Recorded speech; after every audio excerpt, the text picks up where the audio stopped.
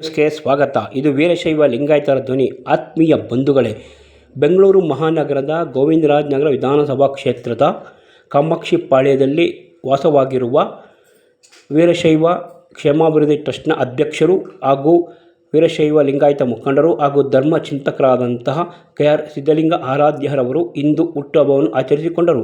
63 ವರ್ಷಗಳನ್ನು ಕಳೆದು 64ನೇ ವರ್ಷಕ್ಕೆ ಪಾದಾರ್ಪಣೆ ಮಾಡಿದಂತಹ ಕೆ.ಆರ್. ಸಿದ್ಧಲಿಂಗಯ್ಯನವರು ಅವರ ಬಂಧುಗಳು, ಹಿತೈಷಿಗಳು ಹಾಗೂ ಅಭಿಮಾನಿಗಳು ಶುಭ ಹಾರೈಸಿದರು. ಇಂದು ವಕೀಲರಾದಂತಹ ಹಾಗೂ ಬಸವೇಶ್ವರ ದೇವಸ್ಥಾನದ ಅಧ್ಯಕ್ಷರೂ ಆದಂತಹ ವೀರಶೈವ ಲಿಂಗಾಯತ ಮುಖಂಡರಾದಂತಹ ಎಂ.ಎಸ್. ರೇಣುಕಾ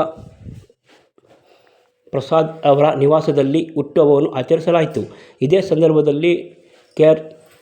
ಸಿದ್ಧಲಿಂಗ ಆರಾಧ್ಯರವರ ಪತಿ ಅವರು ಸಹ ತಮ್ಮ ಪತಿಗೆ ಹಾರವನ್ನು ಹಾಕುವ ಮೂಲಕ ಶುಭಾಶಯವನ್ನು ಕೋರಿದರು.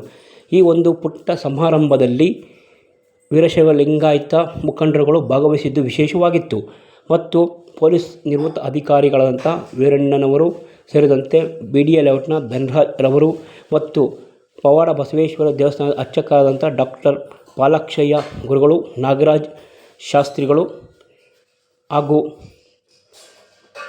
ರೇಣುಕಾ ಪ್ರಸಾದ್ ಅವರ ಸಹೋದರರಾದಂತಹ ಮಹೇಶ್ ರವರು, ನಂದಿನಿ ಬೂತ್ ಮಹೇಶ್ ರವರು, ಸುಮಾರು 20ಕ್ಕೂ ಹೆಚ್ಚು ಹಿತೈಷಿಗಳು ಆಗಮಿಸಿ ಹಾಗೂ ಗೋವಿಂದರಾಜ ನಗರ ವಿಧಾನಸಭಾ ಘಟಕದ ಅಖಿಲ ಭಾರತ ವೀರಶೈವ ಲಿಂಗಾಯತ ಮಹಾಸಭೆಯ ಅಧ್ಯಕ್ಷರಾದಂತಹ ಮಂಜುನಾಥ್ ರವಿರವರು ಭಾಗವಹಿಸಿ ಸಿದ್ಧಲಿಂಗ ಆರಾಧ್ಯರವರಿಗೆ ಶುಭವನ್ನು ಕೋರಿದರು.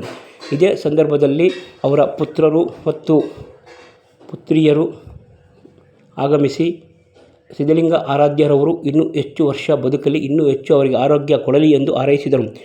ಕೆ.ಆರ್. ಸಿದ್ಧಲಿಂಗ ಆರಾಧ್ಯರವರ ಸೇವೆ ಈ ಸಮಾಜಕ್ಕೆ ಭಾಳಷ್ಟು ಬೇಕಾಗಿದೆ. ಅವರ ಸೇವೆಗಾಗಿ ಭಗವಂತ ಅವರಿಗೆ ಆಯಸ್ಸು ಆರೋಗ್ಯ ಕೊಡಲಿ ಎಂದು ವೀರಶೈವ ನ್ಯೂಸ್ ಪತ್ರಿಕೆ ಆಶಯ ವ್ಯಕ್ತಪಡಿಸುತ್ತದೆ.